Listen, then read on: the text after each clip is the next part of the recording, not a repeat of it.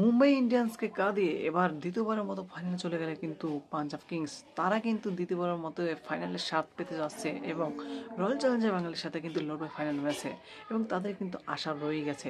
Guys, আমরা দেখতে পাইছি এই ম্যাচে কিন্তু হওয়ার আগে শুরুতে কিন্তু বৃষ্টি হয়েছিল এবং বৃষ্টির জন্য কিন্তু অনেকটা অপেক্ষা করতে হয়েছে দুটো দলকে এবং শেষ মুহূর্তে যখন বৃষ্টি থামে এবং আবারও কিন্তু মাঠে খেলা জমে, সেখানে কিন্তু ভালোই একটা চ্যালেঞ্জিং স্কোর করেছিল কিন্তু রোহিত শর্মা দল। আর রোহিত শর্মার দলে কিন্তু ভালো ভালো বোলিং ছিল, কিন্তু সেই বোলিংকে উড়িয়ে দিয়েছিল সুরেশ আয়ার একাই।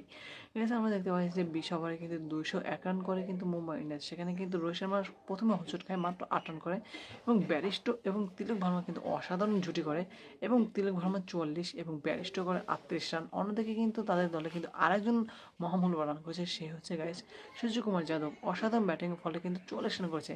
তাদের ছোট্ট ছোট্ট এই রানের ফলে কিন্তু তারা চ্যালেঞ্জিং একটা স্কোর করেছিল। তারা কিন্তু 201 রানের মতো রান করেছিল। অন্যদিকে কিন্তু শুভ সূচনা ভালো করলেও কিন্তু পাঞ্জাব মাঝখানে একটু হোঁচট খেয়েছিল, সেখানে কিন্তু একাই কিন্তু দমিয়ে দিয়েছে কিন্তু আমাদের পাঞ্জাবের সুরেশ আয়ার এবং সে কিন্তু অসাধারণ ব্যাটিং করেছে। ছক্কার পর ছক্কা, একের পর এক জড়ো হাওয়া দেখেছে প্রত্যেকটা দর্শক এবং প্রীতি চিন্তা কিন্তু খুবই হ্যাপি, কারণ দ্বিতীয়বারের মতো কিন্তু তারা চলে গিয়েছে কিন্তু ফাইনাল ম্যাচে এবং অসাধারণ খেলে কিন্তু দ্বিতীয়বারের মতো তারা কিন্তু আবার ফাইনাল ম্যাচ চলে গেছে এবং তারা কিন্তু এখন আশাই করতে পারে যে কাপটা তারাই নেবে। এবং অন্যদিকে কিন্তু অনেক দিন পরে কিন্তু ফাইনালে চলে এসেছে আরসিবি এবং তাদের কিন্তু একটা স্বপ্ন আছে ফাইনাল কাপ জেতার এবং বিরাট কোহলি চাইছে যেহেতু এবার যদি কাপ না নিতে পারে তাহলে কিন্তু নেক্সট এপিসোডে কিন্তু সে আবার আইপিএল নাও খেলতে পারে।